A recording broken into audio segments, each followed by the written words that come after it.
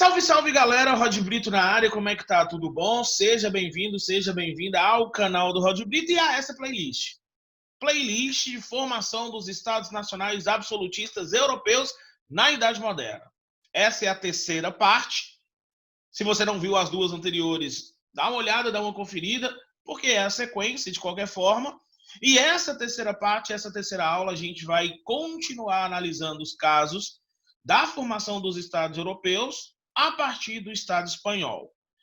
Um salve, logicamente, para a minha galerinha do primeiro ano, que está comigo aqui online, do Colégio do Carmo, em Unai, Minas Gerais. Salve para vocês. E vamos junto, seguindo nesse conteúdo, tá? Então, vou trazer a apresentação para a gente fazer a nossa análise e começarmos a entender que um ponto importante, logo de cara, a formação do Estado Nacional Português e a formação do Estado Nacional Espanhol estão diretamente ligados ao processo de reconquista daqueles territórios. Lembra disso? Ali, a partir do século VIII, nós tivemos um processo de dominação dos povos árabes na Europa, começam a expansão no século VII após a morte do Maomé, e aí começa um processo de conquistas territoriais. Esse processo de reconquista dos territórios se inicia após essa ocupação inicial no ano 711. Então, a partir do século VIII, os povos árabes começam um processo de conquista a partir do sul da Península Ibérica, e a partir da Guerra de Reconquista, os povos espanhóis, castelhanos, começam a retomar esses territórios. Momento importante desse processo: o casamento entre os reis Fernando de Aragão e a rainha Isabel de Castela, unindo os dois principais reinos espanhóis naquele contexto. O reino de Aragão com o reino de Castela, de Leão e Castela e Aragão, unindo esses territórios. Qual foi o ponto-chave desse processo? O ano de 1492. Que foi a retomada do último território conquistado pelos povos árabes que ainda resistiam, o território de Granada, no extremo sul da Espanha. Então, assim, à medida, e é esse o raciocínio que você precisa, tá? À medida que os povos árabes foram sendo expulsos do território espanhol, ia se alargando as fronteiras conquistadas novamente pelos espanhóis, e o Estado Nacional Espanhol ia se consolidando. Ok? É esse o raciocínio simples. É isso que você precisa entender. Então, o casamento entre Fernando de Aragão e Isabel de Castela vão unir os principais reinos ao norte da Espanha, os reinos de Leão, Castela e Aragão. E a partir desse processo, do século XI, a partir de 1080, começa um processo de expulsão dos povos árabes deste território. Aqui o mapa dos territórios no século XII, aqui o mapa do território já no século XV. Olha o último reino dominado, o reino de Granada, que resistia às investidas espanholas, e a reconquista definitiva no ano de 1492 marca a consolidação e a formação do Estado espanhol. Observações importantes, tá? Observações importantes. Primeira observação: entender que à medida que o Estado e que os territórios espanhóis iam se alargando, que o território português também ia se ampliando. Lembrando que o condado portucalense foi dado de presente a Henrique de Borgonha no processo de reconquista. E à medida em que os territórios foram sendo retomados e os povos árabes foram sendo expulsos, Portugal também cresce territorialmente. Lembrando que há, no caso espanhol, uma unificação das coroas, como eu disse, de Leão e Castela, com o reino de Aragão pelo casamento entre os dois reis. Mas eu gostaria de chamar a atenção para esse nosso comentário, para esta região de Navarra, tá? Para esta região aqui ao norte, incrustada dentro desse território. Não sei se sabem, acredito que sim e espero que sim. Há uma discussão histórica sobre alguns grupos separatistas dentro da Espanha. Dentre os principais grupos separatistas está justamente um antigo grupo militarizado e armado, o ETA, que defendia uma libertação dos povos bascos, a libertação dos povos da região de Navarra, da região basca.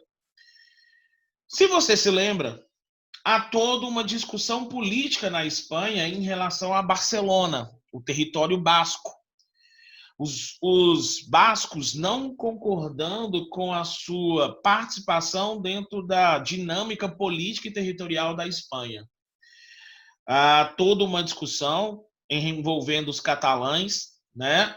Inclusive Barcelona fez nos últimos anos todo um movimento e uma mobilização pró-independência do território catalão, né? Inclusive com hino próprio, com bandeira própria, né? Que não é reconhecido, logicamente. Esse movimento pela independência da Catalunha não é reconhecido pelo Estado espanhol, né? Durante as décadas de 1980, 70, 80, 90, houve toda uma participação e mobilização, inclusive de grupos terroristas como o ETA, no sentido de uma libertação e de uma independência desse território. Por que eu estou citando esses fatos, né? Apesar da gente estar falando de um processo que se consolida, né, ali no século XV, com a expulsão dos árabes da região de Granada. É que este processo de libertação e independência da Catalunha, ele deriva desse processo de retomada desses territórios das mãos dos povos árabes, tá? Então é algo ainda não resolvido, é algo que é uma discussão extremamente atual, envolve questões nacionalistas, envolve questões étnicas e que pode muito bem ser utilizado como temática de possíveis questões envolvendo todo o processo de formação do Estado espanhol, né? E de algumas controvérsias em relação a essa unidade territorial, política, econômica, né? Há uma discussão muito grande, inclusive, que caso a Catalunha conseguisse a sua independência, isso iria impactar diretamente a questão econômica da Espanha, já que a região da Catalunha é uma região economicamente muito dinâmica e é uma região com um grande potencial turístico, né? Então há uma grande discussão sobre essas questões, né? Quem assiste, só pegando um gancho, quem assiste a Liga, né? A Liga Espanhola de Futebol, sabe toda a mobilização quando é um jogo envolvendo Barcelona e Real Madrid, por exemplo, né? Dois grandes rivais que envolvem não apenas a questão do esporte, mas uma questão política também muito grande. A questão de times como o Atlético de Bilbao envolvendo, né, nas questões políticas ali da região. Houve um ponto importante também, que é interessante você anotar, se você não, acredito que boa parte dos que estão comigo agora, logicamente, do primeiro ano, não vão se lembrar, porque não estavam lá, mas lembra ali das Olimpíadas de Barcelona em 1992, né? Houve toda uma questão política envolvendo as Olimpíadas de Barcelona, né? Com um mal-estar também gerado com o governo espanhol. Bom, de uma maneira sintética, aproveitando que a galerinha, boa parte, chegou aqui agora ao vivo, online, comigo nesse momento. Formação do Estado Nacional Espanhol. Quais os pontos fundamentais? Primeiro ponto, entender que a formação do Estado Nacional Espanhol está diretamente ligada à guerra de reconquista do território, à expulsão dos povos árabes desse território. Segundo ponto importante, entender que esse processo de reconquista se dá principalmente entre a união dos reinos de Leão e Castela e Aragão, com o casamento de Fernando de Aragão e Isabel de Castela. Outro ponto importante, terceiro ponto, entender que o Estado Nacional Espanhol se consolida definitivamente com a expulsão dos povos árabes do território de Granada, último território dominado ainda pelos povos árabes, que ainda resistia no extremo sul da Espanha. Se você, em algum momento, você que está me assistindo, né, ao vivo agora, ou você que vai assistir pelo canal do Rod Brito, se você, em algum momento, depois desse processo de pandemia, depois desse processo todo em que nós estamos envolvidos aqui em 2020, se você resolver fazer um tour pela Espanha, pela região sul da Espanha, por exemplo, Almeria, Málaga, Córdoba, Sevilha, por exemplo, você vai ter uma percepção muito grande da influência dos povos árabes nessa região centro-sul da Espanha, principalmente na questão da arquitetura, né? Os minaretes, a questão dos arcos de ampla influência árabe, você consegue ver uma influência muito grande dos povos árabes nessa região centro-sul da Espanha, tá?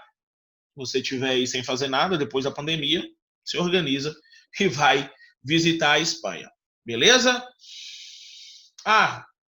Outro ponto importante, antes da gente avançar, é lembrar que após a formação do Estado Nacional Espanhol, definitivamente em 1492, começa um processo de participação da Espanha mais efetivamente na expansão marítima, nas grandes navegações. Ok? Tanto é que em 1492 é justamente o ano da chegada de Colombo, da Pita, da Ninha e da Santa Maria, aqui na América Central, com o auxílio da Rainha Isabel de Castela, com financiamento, mas isso é um outro assunto, isso é para expansão marítima, é para uma outra playlist, tá? Bom, vamos avançando. Formação do Estado Nacional Português? Foi. Formação do Estado Nacional Espanhol? Foi. Vamos para onde? Aqui. Deixa eu mostrar. Aqui o brasão da dinastia Habsburga, uma das dinastias importantes durante o período do absolutismo espanhol, e aí esquecendo. Aqui a imagem do rei Filipe II, Habsburgo, importante também na dinâmica de dominação absolutista sobre a Espanha. Aproveitar e lembrar um ponto também que eu acho muito fundamental. Tanto o Estado Nacional Português quanto o Estado Nacional Espanhol foram oficialmente católicos. O catolicismo era a religião oficial dos dois estados absolutistas ibéricos, Espanha e Portugal. Isso explica muito do processo de expansão do catolicismo na América Central e Sul, principalmente. As regiões dominadas por Espanha e Portugal tiveram um processo de implementação do catolicismo muito profundo, né? E a Igreja Católica participando efetivamente desse processo de dominação de territórios. Lembrei desse ponto importante, tá? A questão da religiosidade desses dois estados nacionais. Coloca aí na sua anotação, não esquece. Bom, agora sim, processo de formação do Estado Nacional Inglês, tá? Bom, vamos avançar. Vamos relembrar, eu vou descer o slide, que aí você faz as suas anotações, ou aquele print maroto, tira foto, para a gente ir comentando sobre. Vamos relembrar um ponto bem importante ali no final da Idade Média. Entre 1337 e 1453, nós sabemos, porque já analisamos, se você não assistiu, volta na playlist de feudalismo, que houve um enfrentamento entre dois reinos bem importantes da Europa, o reino francês e o reino inglês, disputando o poder entre 1337 e 1453, tendo a vitória dos franceses nesse processo. Os ingleses derrotados, essa cavalaria inglesa derrotada, retorna, logicamente, para a Inglaterra. E em 1455, ou seja, 2 anos depois do final da Guerra dos 100 Anos, inicia-se um novo conflito na Inglaterra, uma guerra civil na Inglaterra. que nós vamos chamar de a Guerra das Duas Rosas, envolvendo duas famílias importantes da nobreza inglesa, os Lancaster e os York. Bom, vamos entender o porquê da guerra. Se você se lembra, as manufaturas de tecidos começaram a ter uma grande importância na economia da Inglaterra. E essas manufaturas têxteis começaram a chamar a atenção de parte da nobreza inglesa, que começou a entender que aquele modelo feudal, tradicional, de acúmulo de terras, não era mais o modelo que deveria ser seguido. Parte da nobreza inglesa entende que precisava, de alguma forma, participar desse novo processo econômico, buscando, logicamente, lucrar de alguma maneira com isso. Só que, claro, essa nobreza, essa parcela moderna da nobreza, não vai trabalhar. Nobre que é nobre não trabalha. Então, o que parte da nobreza inglesa entende? Que precisava encontrar alguma forma de participar dessa atividade econômica para ampliar sua lucratividade. E o que parte dessa nobreza faz? Vai começar um processo na Inglaterra que nós vamos chamar de cercamentos. Ok? Os cercamentos ingleses. Bom, deixa eu tirar a apresentação aqui e olhar para você para tentar te explicar. Essa nobreza, que eu vou chamar de uma nobreza aburguesada na Inglaterra, ela vai literalmente pegar seus antigos feudos, suas grandes propriedades rurais, e vai cercar esses feudos. Por isso, os cercamentos. E vai, nesse ambiente, começar uma criação ampla de ovelhas. Ok? Vai começar uma criação de ovelhas para gerar matéria-prima para essas manufaturas que estavam se desenvolvendo. Lã para essas manufaturas têxteis. O fenômeno dos cercamentos, logicamente, não foi bem absorvido por toda a nobreza. Eu tinha, portanto, na Inglaterra, uma nobreza mais moderna, essa nobreza aburguesada, e uma nobreza tradicional, que ainda se assentava nas questões feudais, que ainda entendia que simplesmente ter terras era o único símbolo máximo de status e poder. Logicamente, vai haver aí um embate de interesses, vai haver um embate de modelos políticos. Qual modelo político seria implementado? Um modelo político que privilegiasse a nobreza tradicional ou um modelo político-econômico que privilegiasse essa nobreza aburguesada? Essa gentry, como era chamada, tá? E aí, logicamente, essa rivalidade entre essas duas parcelas da nobreza inglesa levaram ao início de uma guerra civil, levaram ao início de um enfrentamento para ver qual modelo seria seguido. Entre 1455 e 1485, ou seja, durante 30 anos, nós tivemos um enfrentamento de duas famílias tradicionais dentro da nobreza inglesa. Os Lancaster, representando os interesses dessa nobreza tradicionalista, ainda feudal, e os York, representando os interesses dessa nobreza mais moderna, dessa nobreza aburguesada. Por que o conflito entre as duas famílias ficou conhecido como a Guerra das Duas Rosas? Porque o brasão das famílias trazia rosas no brasão das duas famílias. Para a dinastia Lancaster, rosas vermelhas. Para a dinastia dos York, rosas brancas. Por isso, a Guerra das Duas Rosas. Durante 30 anos, essas famílias se bateram, se enfrentaram, se enfraquecendo mutuamente. Isso é muito importante, se enfraquecendo mutuamente. Houve, inclusive, durante essas 3 décadas, casamentos entre membros das duas famílias. E dessa união dos membros dessas duas famílias, que deixaram de lado as rivalidades, deixaram de lado as questões políticas e econômicas, surge uma nova dinastia. Uma dinastia da junção entre os York e os Lancaster. A dinastia Tudor.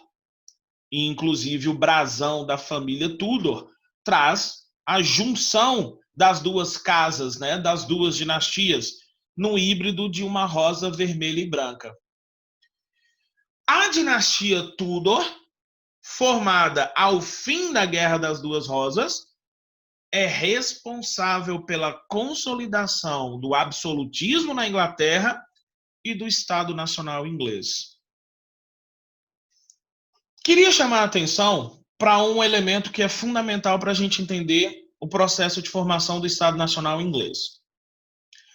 Desde o século XIV, a Inglaterra, ou seja, ainda na Idade Média, a Inglaterra possuía um mecanismo de controle do poder real. Falando menos difícil, a Inglaterra, desde o século XIV, possuía um parlamento. Ok? O parlamento inglês, ali criado pela Magna Carta no século XIV, tinha como função fazer um filtro das ações reais. Ou seja, todas as decisões tomadas pelos reis ingleses primeiro passavam pela aprovação do parlamento para depois serem implementadas. Isso era comum na dinâmica política inglesa desde o século XIV. Por que a dinastia Tudor é tão importante para a história da formação do Estado absolutista inglês? Porque os reis da dinastia Tudor, de uma forma metafórica, os reis da dinastia Tudor passaram por cima do parlamento inglês. Ou seja, os reis da dinastia Tudor acabaram suplantando o parlamento, subjugando o parlamento. As decisões agora estavam nas mãos dos reis Tudor e não do parlamento inglês. Então, a Guerra das Duas Rosas dura 30 anos. Ao final da Guerra das Duas Rosas, surge a dinastia Tudor.